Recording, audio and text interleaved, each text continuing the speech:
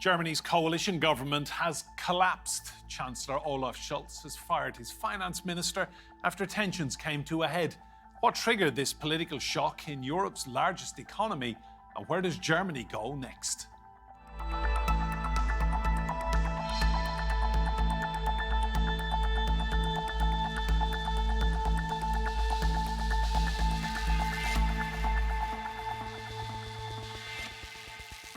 Hello and welcome to Roundtable. I'm Enda Brady. Now, recent budget disputes pushed German Finance Minister Christian Lindner to openly call on the government he was part of to change course. In response, Olaf Scholz fired him, citing a breakdown in trust. Germany, with its normally stable political landscape, is now on course for an election early next year. It all started so well between the leaders of Germany's traffic light coalition, the Social Democrats, the Free Democrats and Greens. But behind the smiles, a growing list of problems, primarily Germany's stagnant economy. To blame, weak exports, red tape bureaucracy and sky-high energy costs.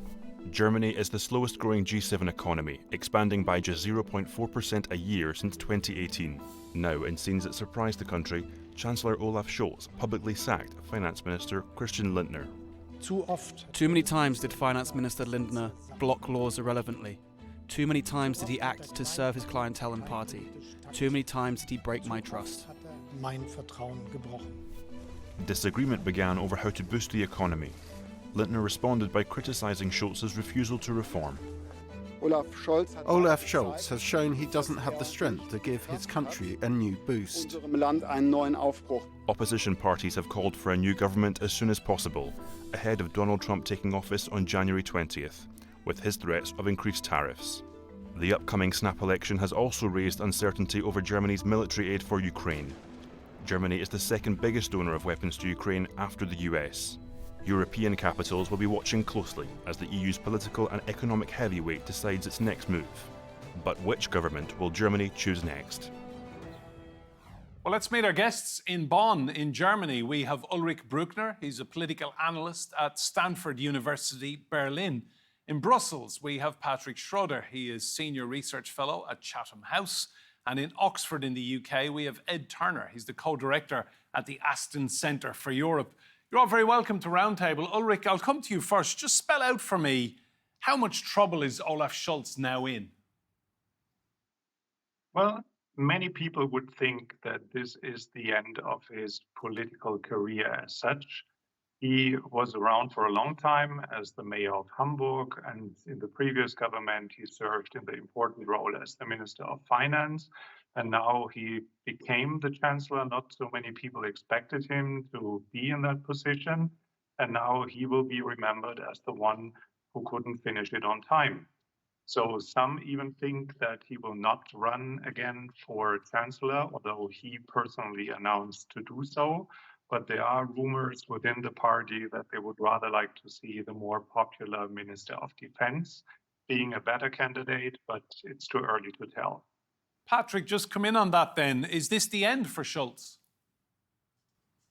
It's hard to say. Maybe yes, maybe not. It could go either way. The first point would be to understand whether he will continue to run as candidate in the next election or whether he would be replaced by the more popular Pistorius. There's other things to consider as well, which is the international dimension. So obviously he is still he's still Chancellor of Germany and still plays the role. So over the next 2 months, he might hope to generate some momentum and that he can repeat a feat as in the previous election where the SPD came back from being quite behind in the polls, but to win the election. And so I think there's some hope that this can be achieved again this time. Ed, just give us your interpretation. Do you think Scholz can turn this around and save himself and his political career? No, in all honesty, I don't. I think the question is, as colleagues have said, whether he gets replaced as Chancellor candidate, and indeed whether he's pushed or whether he jumps there. Or alternatively, whether he carries on until the election and then loses. Last time when things were turned around, the CDU, CSU wasn't running such a strong campaign. And in particular, people at the time quite liked Olaf Scholz. He'd been a popular finance minister who'd seen Germany successfully through the pandemic. This time, unfortunately, his ratings are on the floor, and it's just very, very difficult to see how he can come back from that to a position where he wins the election, tops the poll. Feels really unlikely to me. Ulrich, this coalition lasted 3 years, but it's quite clear that the FDP had been unhappy for some time. I mean, the timing of everything is intriguing as ever in politics, but they were unhappy bedfellows towards the end, weren't they? Lindner wanted to pull the pin, and he did. Well, the problem with the German system is that if you are the junior partner, you are in a very complicated position. On the one hand, it's great to be in government. On the other hand, if things go right, it's usually the success of the chancellor. If things go wrong, it has been you, and you are the troublemaker, and you never really win the merits.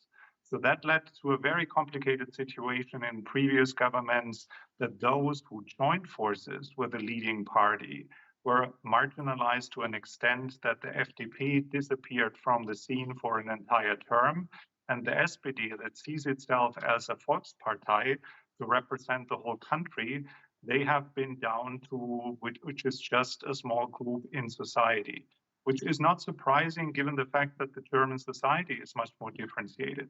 But for the parties, it's a matter of survival if you manage to find something like a unique selling point. And I think this is what Lindner is worrying about. And Patrick, as far back as September, there were internal messages with the FDP, I read, referring to D-Day, which was the day that they would collapse the coalition. What did German people make of that use of language? I think it's confirmed to German people. Many were looking at FDP already as maybe not constructive coalition partner, and it's confirmed that there's been plans to pull out of the coalition for already quite a while. I think this also shows in the current polls where FDP is below the 5% hurdle. So it's not very likely that FDP will make it into the next parliament or become a potential coalition partner.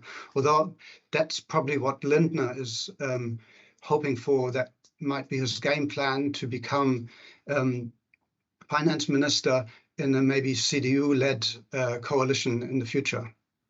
I was just about to ask, Ed, what do you think is Lindner's plan, the game plan going ahead for him? I mean, collapsing a government, obviously a backlash from the German public. Has he got a political future himself? Well, it's a game of stick or twist for him. The option of sticking was to carry on needling at the government, being a difficult partner, and then having the regular elections in September next year.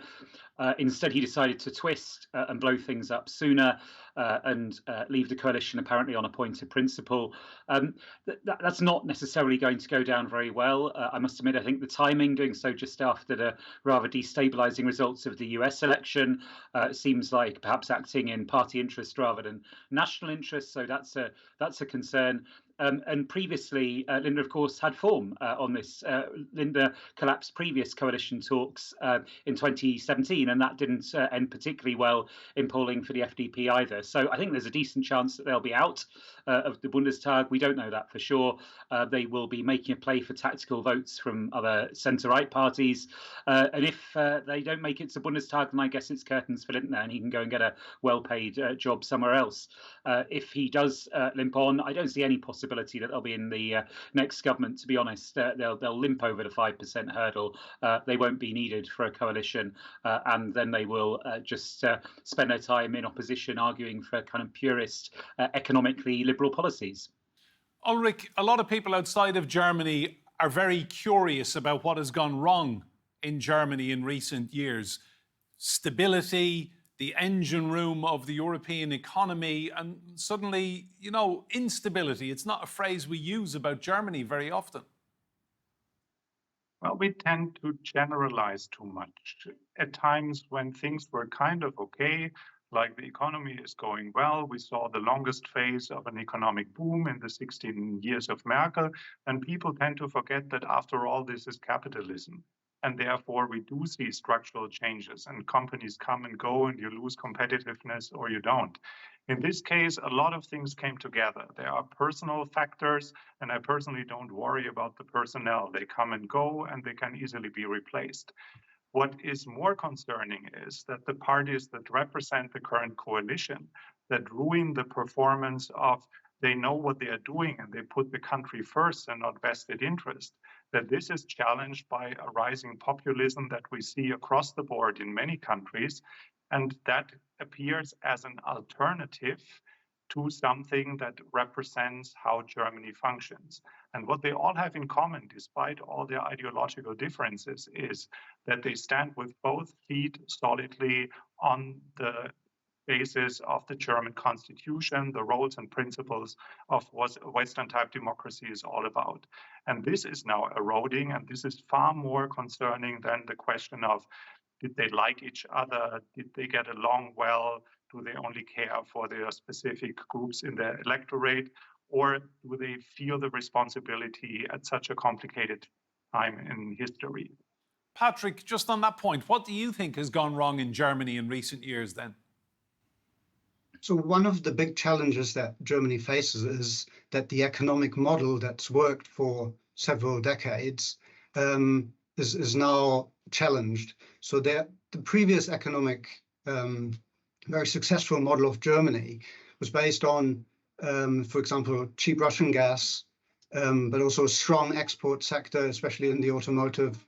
But it also included the security umbrella provided by the United States. So all of these aspects are shifting, and that requires some fundamental reform in Germany's economic system, but also in the way Germany approaches questions around security. Ed, I mean, the whole Russian energy situation, crisis, call it what you will, other countries were heavily reliant on cheap Russian energy, but they managed to move and change and adapt. Has Germany missed a trick here? Well, no, I mean, on that particular issue, actually, I think Germany's done rather well, and no one would have expected them to be able to build, for example, the LNG facilities as quickly as they did. And, you know, they've weaned themselves off Russian gas pretty quickly. I think one of the difficulties, though, is that it heightened the fiscal challenges that Germany faced. That was already going to be a difficult area for the three parties in the coalition to handle. The FDP, a kind of low-tax, small state party. The Social Democrats and the Greens, much happier to spend money. And so, you know, it ran up against some real fiscal problems. On top of that, you then had the Constitutional Court rowing in with a verdict which made it much, much harder to circumvent constitutional debt restrictions. And it's much easier to govern when you've got the tax revenues flowing in and when you've got an economy which is growing, when you've got an economy which is stagnating and which is being bowled some really difficult curveballs, for example, from higher energy prices, then that's really, really hard. And so, you know, this was always going to be a difficult coalition to manage. Germany was always, for the reasons that colleagues have explained, going to be in a difficult place. But then circumstances really conspired to create a bit of a crisis. Ulrich, how important is it for Germany and the European Union that whatever happens in the coming weeks, Germany gets this right? Because we need a strong German economy. It's the beating heart of the European Union. Well, it comes at a very difficult moment because it happened on the day Donald Trump was elected for the second time. And at times in which strategic autonomy is of utmost importance in Europe, at least to have something like a leadership, a plan to deal with what you can't really predict what's coming up next, then to have a lame duck sitting in the chancellery in Berlin is the worst case. But Scholz missed a great chance to find like-minded or to support the ideas of Emmanuel Macron to guide the European Union into a brighter future. Now, troubleshooting and improvising on the spot is certainly not sufficient for the challenges ahead. But if Germany isn't leading, who else is willing to take the lead? The EU isn't designed to have something like strong leaders. So you need someone to lead by example. And the country that shows the lowest growth rate is certainly not in a position to be the shining role model. Patrick, just on that point then, you know, German people for decades have taken great pride in your economy and your standard of living and your stability and all the positives we see from Germany in the modern era. How much anger is there about what's been happening the last 3 years then under this coalition? Yeah, I think there's a high level of frustration, and it's not only abstract economic issues, for example, that people are frustrated about, but it's also on a daily basis where people are confronted with failing infrastructure that needs to be upgraded, including transportation, bridges, the German railway system is often mentioned. So these are some of the concerns that people have, and this will also need to be tackled by the next government. So the key question is then how to finance the investments into this infrastructure, which underpins also the economy.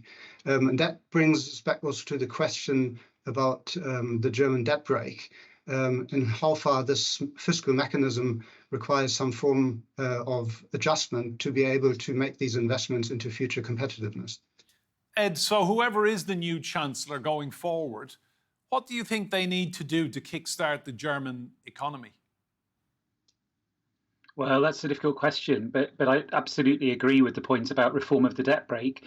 If you're saying you just can't invest, you can't borrow to invest, and yet you have terrific investment needs in infrastructure, then that's a real problem. And I suppose the core expectation is that Friedrich Merz, the likely new Chancellor, just wouldn't want to go there. You know, someone who's fiscally hawkish, and has made, what they call the black zero balanced budgets something of a hallmark of his politics. There is a little bit of me that wonders, though. It was Richard Nixon that went to China. It could even be Friedrich Merz who would unlock German reform discussions and would maybe see some sort of modest reform of the debt brake, potentially to allow more investment. I think the other area where that will come under pressure is in relation to Ukraine.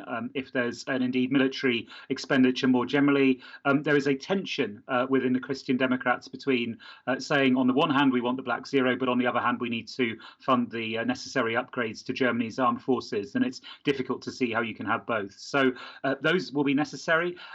There's also a question about growth in the European Union. Mario Draghi's come forward with his proposals. Normally those are things which Germany would push back against, and I think we've already seen signs of that. But could it be that Friedrich Merz could be the person that leaps over his shadow and actually smooths the way for some more growth-oriented policies in the European Union? So, Ulrich, what do you think the next Chancellor needs to do to get Germany moving again? Well, I agree. It is quite likely that the person you would expect the least to be the one who guides Germany into a new fiscal era is the one who was the most hawkish one in the past. But I think the circumstances play a much bigger role. What is happening with Ukraine, what is happening in the global conflict between China and the United States, this will play a much bigger role in how quickly Germany can recover and take a potential leadership role. Patrick, Ulrich just mentioned China. We've already seen this week the British Prime Minister Keir Starmer meeting Xi Jinping and trying to develop a relationship there. Do you think that would be an important relationship going forward for whoever is the next Chancellor of Germany? Yes, absolutely. And Germany has a very close relationship with China, especially if we look at the German car industry. There's been this symbiotic relationship, which is beginning, however, to turn somewhat more complicated, especially if we look at the transition to electric mobility.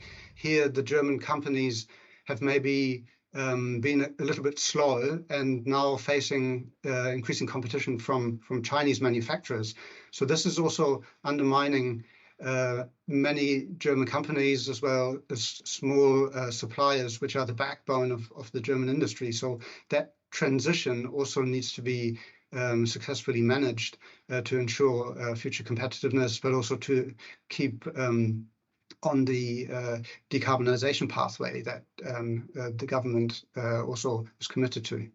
Ed, that's a tricky old situation to navigate, isn't it? The whole EV market system where China wants to sell an awful lot of electric vehicles to the European Union, and Germany's economy has a huge chunk of it dependent on manufacturing these same vehicles? I mean, something has to give here.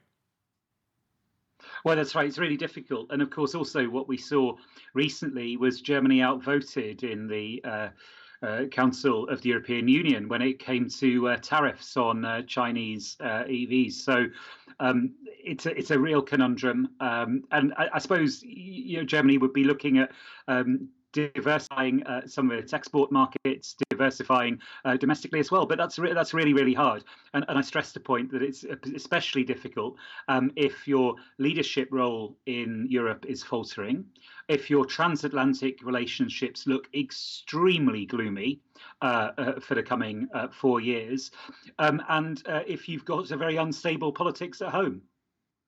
Ulrich, let's get some predictions in. What do you think is going to happen in Germany in the coming months? Well, we go to elections, we elect a new government, and the government will guide us into a bright future, and they will lead the European Union into a reform path. The EU will enlarge and happily take a role in which the world will become a better place because of the initiatives coming from Europe. I love the positivity, Ulrich, but who's going to be your Chancellor? Well, it would be very unlikely to predict anyone else than Friedrich Merz, because when you only look at the numbers, who else could it be? Some parties name people as a chancellor candidate, but given the small numbers, it is very unlikely that anyone else but Merz will gonna win. Patrick, your assessment then, what's going to happen? Are you as confident as Ulrich? It's difficult to say what will happen, but if you look at the potential combinations of coalitions, there's not so much choice, I don't think. So we could see again a grand coalition between CDU and SPD. That could be a potential outcome. Another option that would be interesting and something that we haven't seen in the past would be a black-green coalition where CDU and the Greens come together to form a government.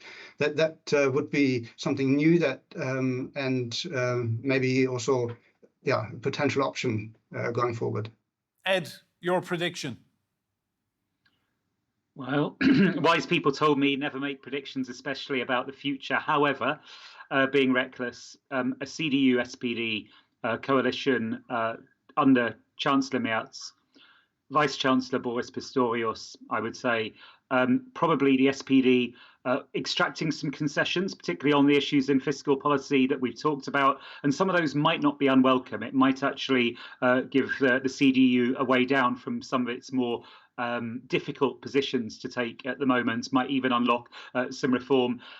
I think also we just continue to see Germany being a much harder country to govern than was the case in the days of the Bonn Republic, with a much more fragmented, difficult party system, which sees voters going off to different extremes. I don't think we're going to be seeing, the triumphant re-election of governing parties with 40+% of the vote in future elections anytime soon.